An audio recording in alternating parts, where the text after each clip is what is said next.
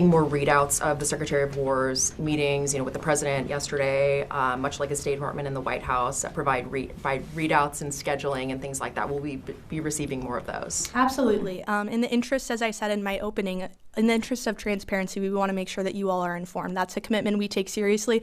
Obviously, we're slightly different than other agencies in that we have national security and operational concerns, but we will tell you as much as we can because we want the American public to know all the incredible things that our warfighters are doing every single day and all the amazing initiatives the Secretary is pursuing here at the Department of War. Yes. Thanks, Kingsley. Jordan Conrad from Gateway Pundit. I wanted to ask you, in May, the Secretary announced a new investigation into the Afghanistan withdrawal under Biden.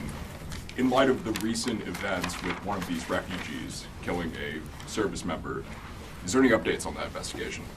I don't have any updates for you at this time, but I can tell you that the review that we're doing into the horrendous Afghanistan withdrawal under the previous administration, the Biden administration, is expected to be complete by summer of 2026.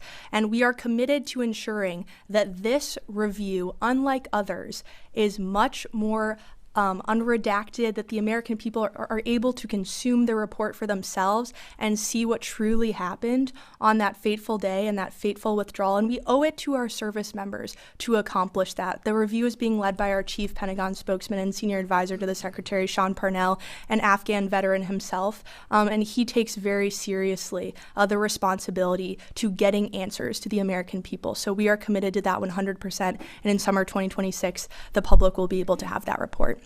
Yes. Thank you, Kingsley. Question for you in regards to the Afghan withdrawal. When we brought all these migrants onto military bases, or these refugees onto military bases, we saw a surge in assault immediately after, sexual assault and physical assaults.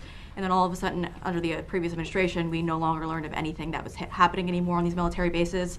Does this Pentagon plan on giving us some type of criminal data on that to see what actually happened when they were brought onto these military bases? And do we have any status updates on FBI investigations and such?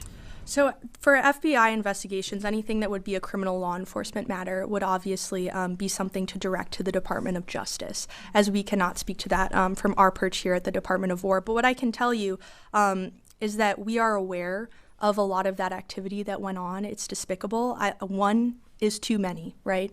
And we understand that the Biden administration unfortunately put our troops in our country last in many cases. The Secretary is committed to correcting that, and I think that's what you're going to see going forward. Yes. Yes. Thank you. I wanted to ask about Somalia, which isn't talked about very much, but we have done 101 strikes in Somalia in 2025. And there was a raid